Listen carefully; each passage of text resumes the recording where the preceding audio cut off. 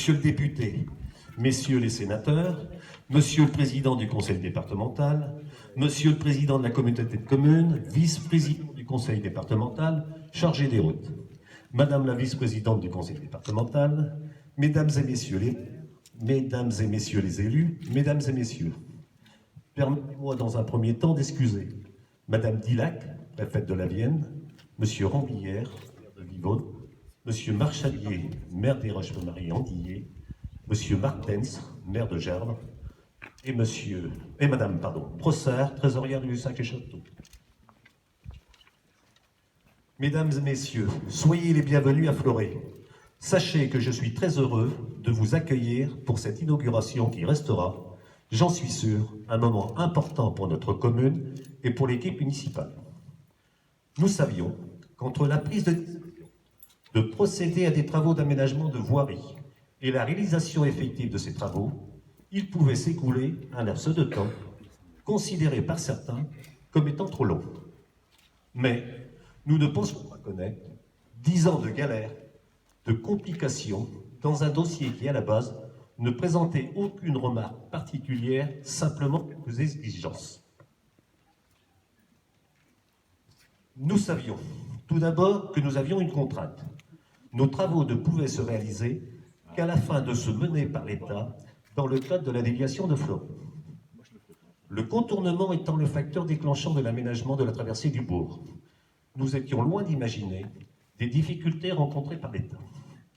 Pour commencer, la contestation sur l'attribution du marché. La justice annule ce dernier. Puis des engins incendiés, occasionnant l'arrêt du chantier pendant plusieurs mois. Et enfin, un accident de travail, malheureusement mortel. Tous ces événements, parmi tant d'autres, ont considérablement allongé la durée des travaux. Malgré tous ces péripéties, l'équipe municipale ne s'est pas démoralisée et est restée mobilisée. Suite à ce retard, il y a eu une remise en cause de notre projet initial. Il ne correspondait plus aux normes PAV, ADAP.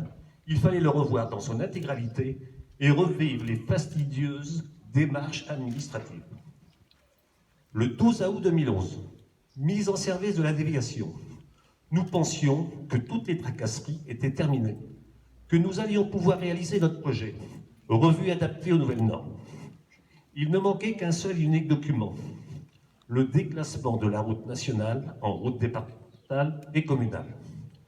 Nous avons attendu ce sésame pendant presque 2 ans, avec l'espoir d'apercevoir un jour le bout du tunnel. Malheureusement pour nous, entre-temps, 2 nouvelles normes.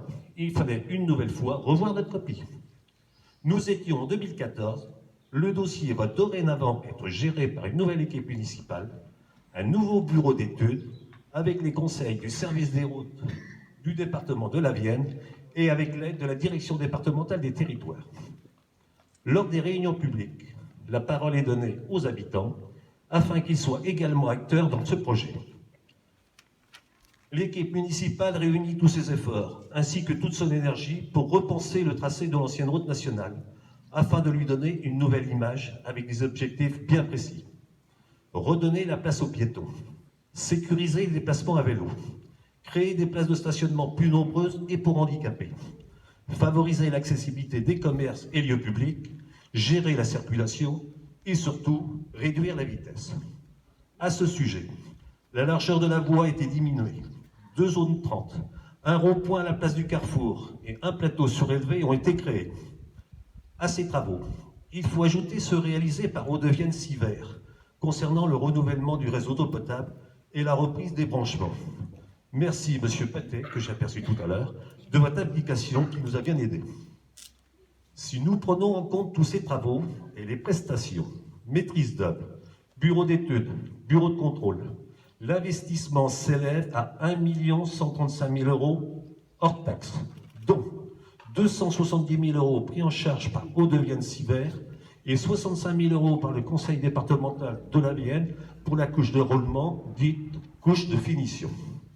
Sur les 800 000 € restant à la charge de la commune, les subventions perçues ou notifiées s'élèvent à 420 000 €, 150 000 € de la part de l'État dans le cadre de la DETR, dotation d'équipement des territoires ruraux.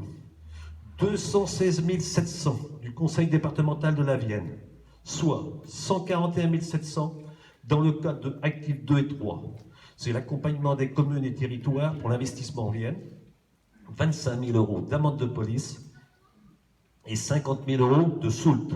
Le total, 216 700. Merci, Monsieur le Président. Nous avons aussi perçu 50 000 euros du fonds de concours de la communauté de communes et 3 700 euros de la SOREGI. La participation de la commune d'un montant de 380 000 euros a été financée par un emprunt et de l'autofinancement. Aujourd'hui, nous pouvons dire que cet aménagement est un atout. Les conditions de circulation, la sécurité des usagers et le cadre de vie des habitants se sont considérablement améliorés. Notre bourg est plus fonctionnel, plus attractif, élément important d'une bonne qualité de vie. Avant de conclure, je souhaiterais remercier chaleureusement les commerçants, les habitants pour leur patience et leur compréhension pendant toute la durée des travaux, les entreprises et tous ceux qui ont œuvré à cette réalisation, les agents administratifs et techniques, sans oublier les conseillers municipaux pour leur participation active. Je terminerai en remerciant tous les financeurs, État, Conseil départemental, Communauté de communes, Hauts-de-Vienne, Sivers, SOREGI, pour leur soutien et leur accompagnement dans cet aménagement.